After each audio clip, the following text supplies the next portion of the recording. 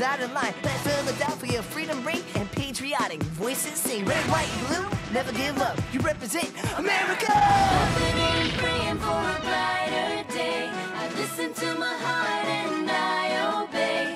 How can I see it any other way? I'm looking at life with my own eyes.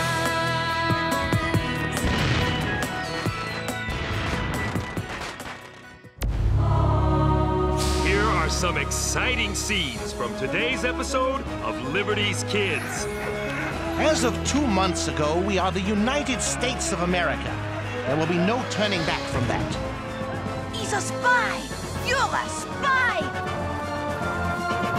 Every kind of service necessary to the cause of freedom becomes honorable by being necessary.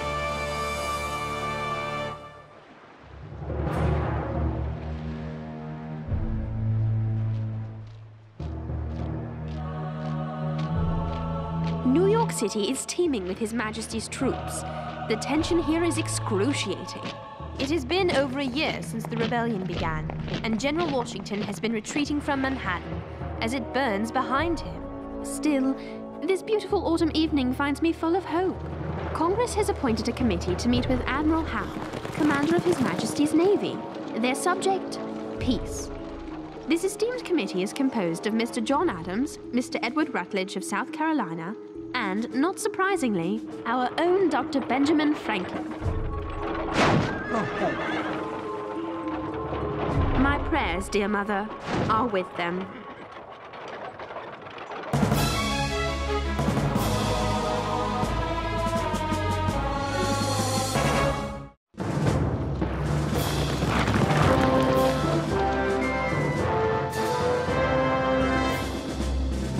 Gentlemen, we shall be the instruments that will forge a great peace between ourselves and Britain, much as a father might help to solve an argument between a mother and her adult child who has moved away from the family.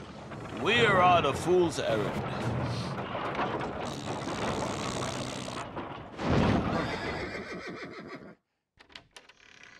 Gentlemen, I am honored by your presence. I trust you will find the accommodations to your liking.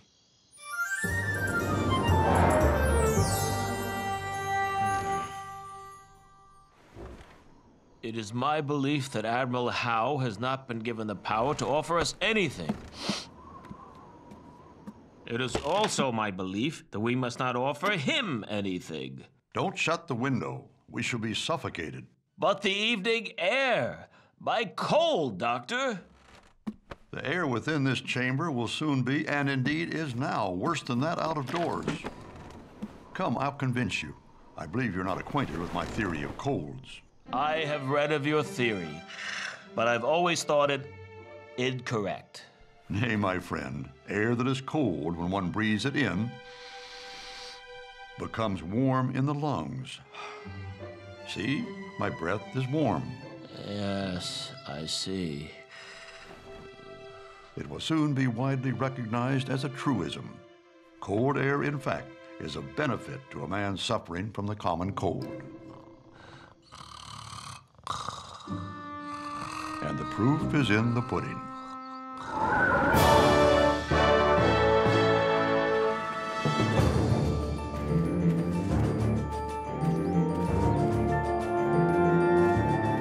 At least when Howe accepts our credentials, he'll be recognizing us as ambassadors from the United States, a nation separate from Britain.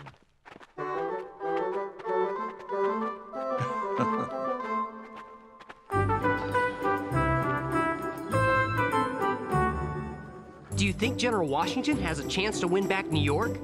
No idea. But if I was 40 years younger, I'd sign up to help him. 30 even. 20. 10. There's nothing exciting happening here. I know. A worm! I do wish Dr. Franklin had let us go with him to Staten Island. Leave me alone! Take your hands off me! Look! Why is no one helping the man? Don't do do it, son. My wife! My children! I have to try. You do, and you'll end up on a British man-of-war like him. What do you mean, sir? Ain't ye heard of impressment? They're kidnapping him, forcing him to join the English Navy. You lads will be next if you don't leave this place now. Now, the squirt can probably stay. I doubt they'll be wanting him. I'm staying. There's an important story here. Young'uns. What? Won't it be hard to make deadline filing your story from a British ship? My friends, I'm afraid I must side with the lady on this issue. Oh, you must? Who are you? Oui, who are you? I'm a school teacher. My name's Nathan Hale. Over there! After them! Run! In here!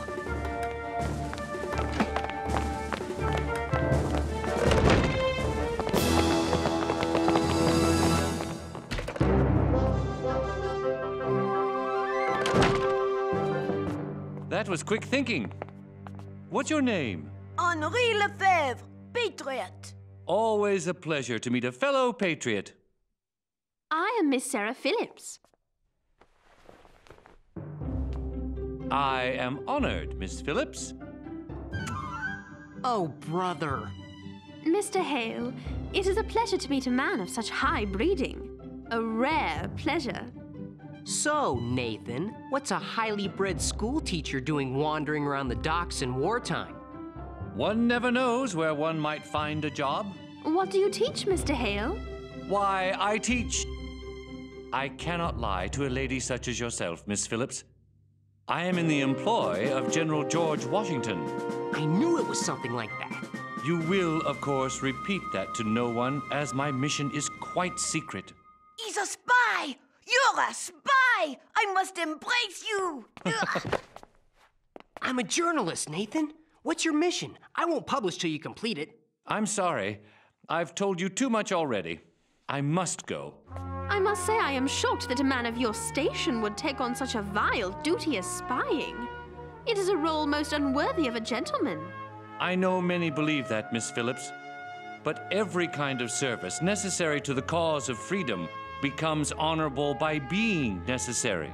You are, I assume, aware of the penalty for spying, should you be caught? I am. It is death by hanging. A shameful death, surely. Painful, too. Nevertheless, for a year I have been attached to the army and have not rendered any material service. This shall be my service. Good day, and God be with you all. Wherever this Nathan Hale goes, I go. I regret, gentlemen, that I am unable to accept your credentials. That would mean the king agrees that his colonies are an independent nation. John? However, His Majesty has generously permitted me to offer a full pardon to any and all colonists who swear allegiance to Britain. Admiral Howe, as of 2 months ago, we are the United States of America. There will be no turning back from that. No turning back. Gentlemen, I've come to love this land.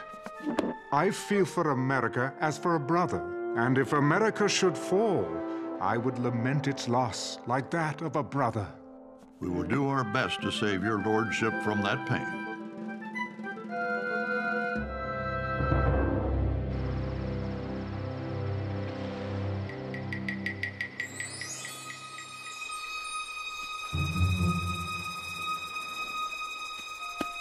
So far, so good. He has no idea we're watching him. Finally, he's going to do some spying. That British ship is sending men to meet him. Perhaps it has something to do with his horrid burning of New York City. Or maybe he's pretending to be a British agent. Nathan is a double agent. Maybe he's a better spy than I thought.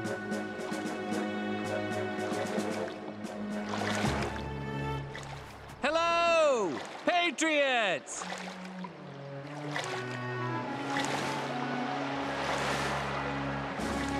Oh no. He couldn't see the warship. He must have thought they were Americans. Run, Nathan! Run for the woods! James, no! Remember what might happen if the British Navy catches you?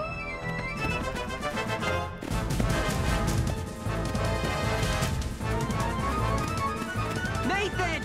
James, you shouldn't be here.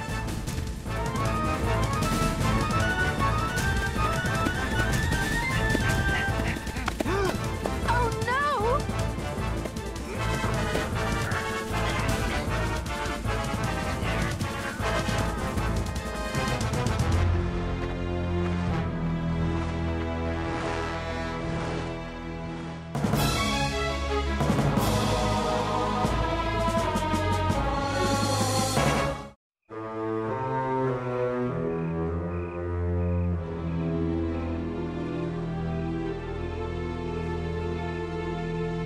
What are these? General Howe, sir. We captured them at Flushing Bay. We found these, hidden in the soles of this one's shoes. That one's in a foreign language, sir. I am grateful for your help, sailor. Yes, sir. It is, in fact, in Latin, and contains information about the placement of His Majesty's troops. Useless information, 10 days old, which does nothing to alter the fact that you, sir, are a spy. What is your name? Sir, I am Captain Nathan Hale of the Continental Army of the United States of America. What is your mission? Sir, I was sent by General George Washington to gain whatever intelligence I could concerning the position and strength of our opponent's forces in New York. Well, Captain Hale, you have failed in your mission, utterly. I have, sir. But there are better men who will succeed. Forgive me, General, but one day soon you will have to take your leave of this fine mansion on the bay. And you? Are you a spy too? No, sir. We found this on him, General. A journalist for Dr. Franklin. Go, return to our friend. Excuse me, General, but I want to stay here to report this man's story. Leave now, young man, while you still can. I think the American public ought to know how King George deals with spies. You don't have anything to hide, do you, General?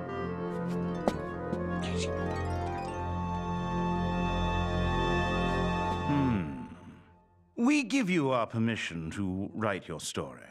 We will now pass sentence on this spy. Oh, Sarah, what are we going to do? Find James.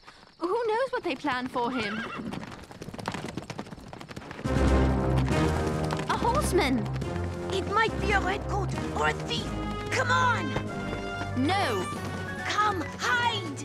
We must take the chance. We have no choice. Sir! Ryder!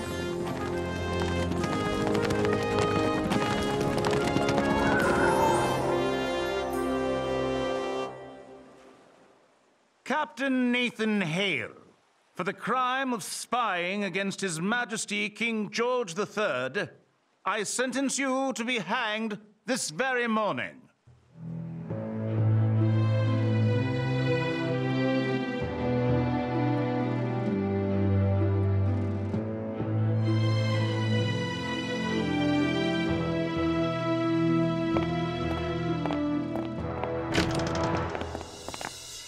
Captain Hale? Yes, sir? Rise and follow me.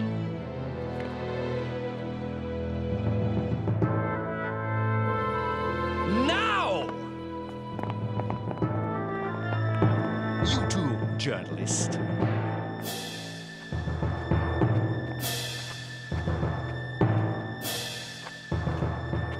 What?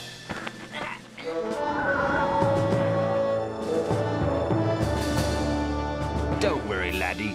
You'll calm down after 3 or 4 years at sea. Bless Bless you, sir. The United States thanks you! Leave me alone! Let me go! Let him go, please. And why should we let this little rebel go? Because they are going to be married. Yes, he is my fiancé. What's a high-class miss like you doing with a scruffy Yank like him? He's actually quite gracious and cultured when you get to know him. Him? Certainly. And my James does plan to join His Majesty's Navy. He does? But he must wait until we're married. It's very hush-hush. With all the tension in the city, can you imagine what the rebels would do to him if they knew he was to marry an English girl and join the British Navy? James loves our king so much.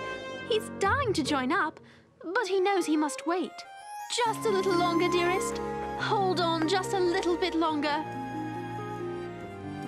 She telling the truth?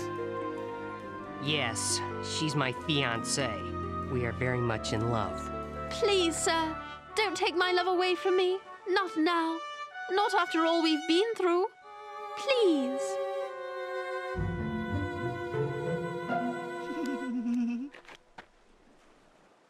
Go on, then.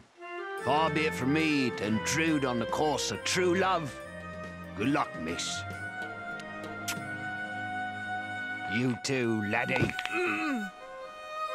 See at sea! Thank you, sirs. Thank you ever so much. Oh, young love. I'm waiting for a thank you from you. I think I'm gonna be sick first.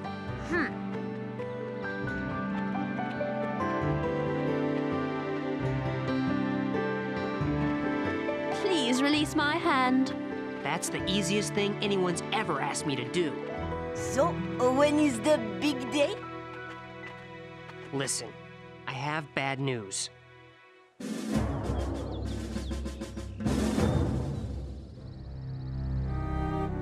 As you duly warn, I fear I am of too frank and open a temper to act successfully the part of spy. I hope you can forgive me for trying. And as for the method of my death, take courage and be not ashamed. I die proud, I die free, I die an American. Your loving brother, Nathan. Give me that.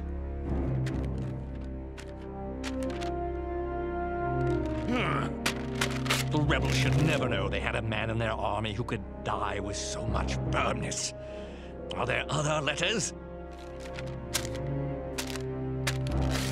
Sir, I request to see a clergyman, please. Request denied. Sir, I request a Bible, please. Request denied. In the name of... Quiet! Guards!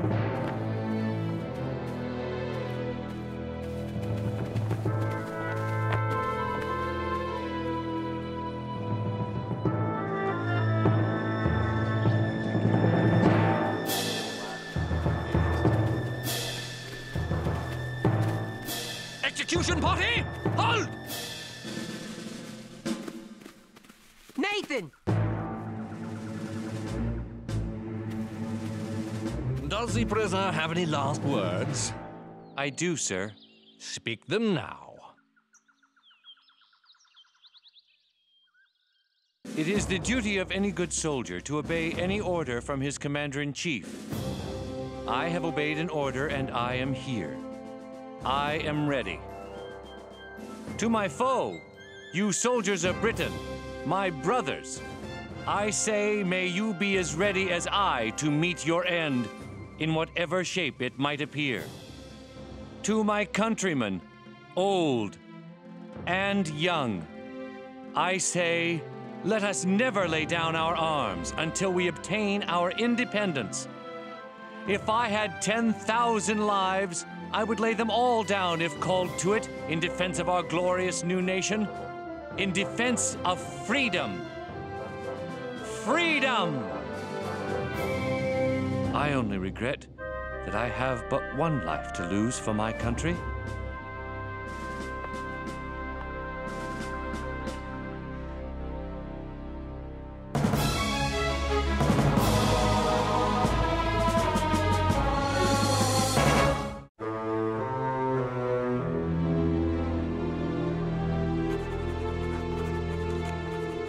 When I think of how Nathan...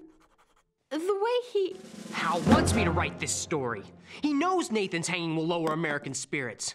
I'm not going to play his game. The General does not know Nathan, does not know America, and most certainly does not know you. Let us remember Nathan's spirit, his dignity, and his courage. And let us tell others of the same. His words. Nathan's words. Will be a weapon in defense of his cause, our cause, freedom.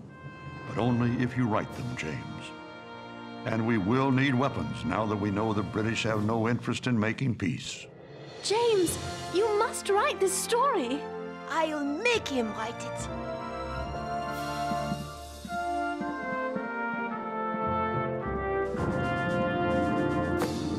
I shall help you. Nathan Hale did not die in vain.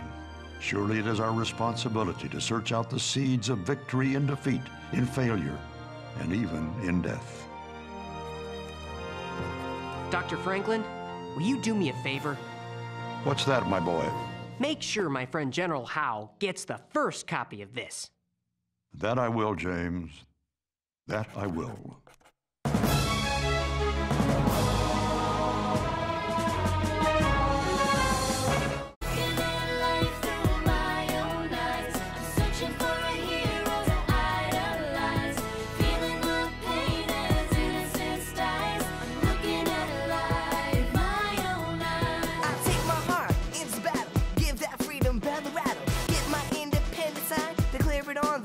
Line. Red, white, blue, never give up. You represent America!